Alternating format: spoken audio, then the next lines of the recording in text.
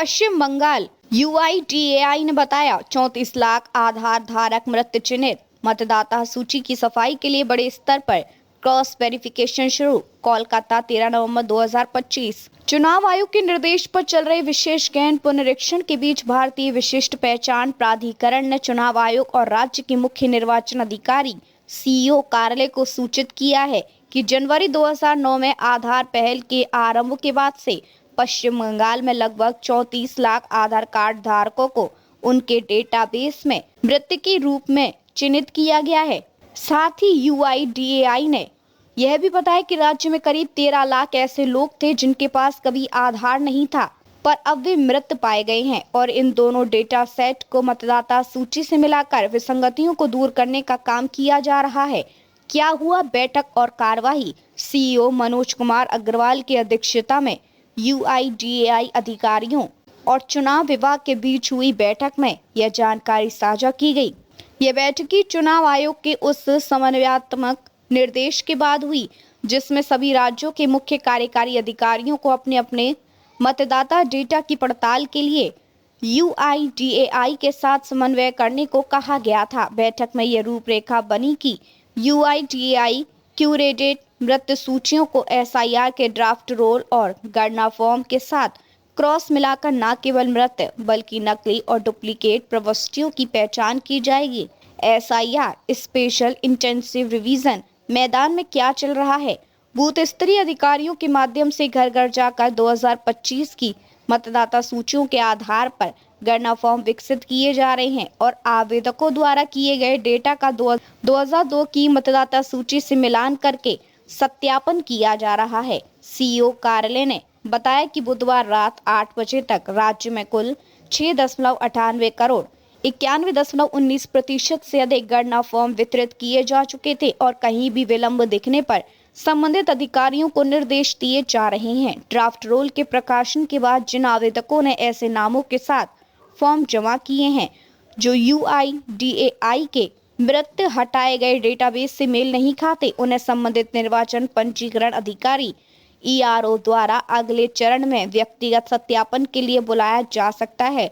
बैंकों और अन्य स्रोतों से भी डेटा कनेक्ट करने का कदम। चुनाव अधिकारियों ने आगे बताया कि केवल यूआईडीएआई डेटा ही पर्याप्त नहीं माना जा रहा। बैंकों, दूरसंचार कंपनियों और अन्य संस्थाओं से भी केवाईसी और अकार्यक्षम खातों का डेटा एकत्रित किया जा रहा है। चूंकि कई बैंक खाते आधार से लिंक हैं और वर्षों से केवाईसी अपडेट न होने वाले खातों में मृत व्यक्तियों की पहचान संभव है, इसलिए बैंक प्रदान डेटा का उपयोग भी डुप्लीकेट मृत प्रविष्टियों की पुष्टि के लिए किया जाएगा। यह कदम निर्वाचन रोल की शुद्धि को और मजबूत करने के लिए उठाया गया है।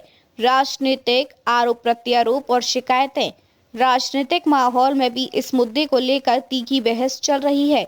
राज्य भाजपा ने चुनाव आयोग को कई जिलों से कथित डुप्लीकेट तथा मृत मतदाताओं की सूचियां भी सौंपी हैं, जिसमें कुछ रिपोर्टों में 13 लाख से अधिक ऐसे डुप्लीकेट प्रविष्टियों का दावा किया गया है। विपक्षी पार्टियों ने बीएलओएस, बीएलएस की बुरी कार्यशैली और जिम्मेदारियों में लापरवाही के आरोप लगाए हैं। वहीं निर्वाचन अधिकारियों ने चेतावनी दी है कि जो बीएलओएस कर्मचारी ड्राफ्ट रोल में जानबूझकर या लापरवाही से फर्जी मृत नाम जोड़ते पाए जाएंगे, उन पर अनुशासनात्मक कार्रवाई की जाएगी। यूआईडीएआई डेटा की विश्वसनीयता और पिछला ट्रेंड।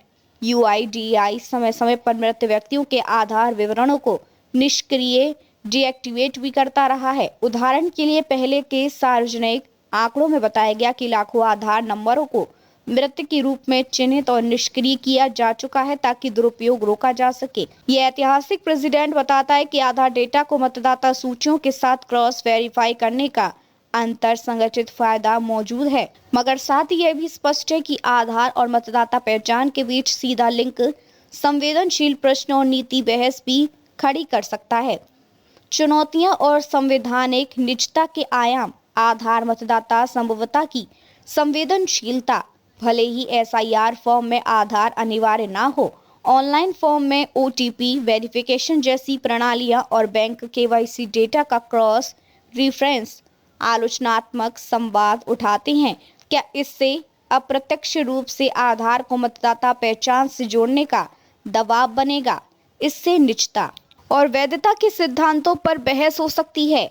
डेटा एकीकरण की सटीकता। आधार डेटाबेस में मृत के रूप में चिन्हित नामों को सीधे सीधे मतदाता सूचियों से हटाना बिना ग्राउंड वेरिफिकेशन के नागरिकों के मताधिकार पर गलत प्रभाव डाल सकता है। इसलिए EROS द्वारा व्यक्तिगत जांच और अपील सुनवाई का प्रावधान जरूरी है। आगे की प्रक्रिया क्या होने वाला है?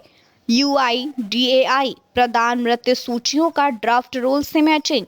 जिन नामों पर मेल होगा उन्हें ERO बुलाकर वेरीफाई किया जाएगा और अगर गलती दुरुस्त पाई गई तो नाम बहाल भी हो सकता है। साक्ष्य के बिना किसी का नाम स्वतः हटाया नहीं जाएगा। बैंक, टेलीकॉम, KYC डेटा का सहायक उपयोग का मृत निष्क्रिय खातों से भी मेल करके अतिरिक्त प्रमाणीकरण किया जाएगा। BLO और संबंधित अधिकारियों की जवाबदेही सुनिश्चित करने के लिए अनियमितता मिलने पर अनुशासनात्मक कार्रवाई और रिव्यू की प्रक्रिया तेज की जाएगी। निष्कर्ष क्या मायने रखता है? UIDAI का यह आंकड़ा 34 लाख आधार धारक मृत पश्चिम बंगाल की मतदाता सूचियों को शुद्ध करने के प्रयत्नों को गति देगा, पर यह एक संवेदनशील और तकनीकी रूप से पेचीदा प्रक्रिया भी है।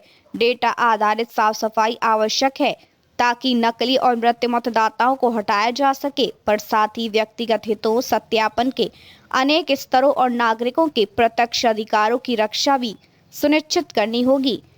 जो भी परिवर्तन होंगे उन्हें पारदर्शिता, सत्यापन और अपील के स्पष्ट रास्ते के साथ लागू किया जाना चाहिए ताकि किसी भी जरूरी मतदाता को गलती से सूची से बाहर ना किया जाए।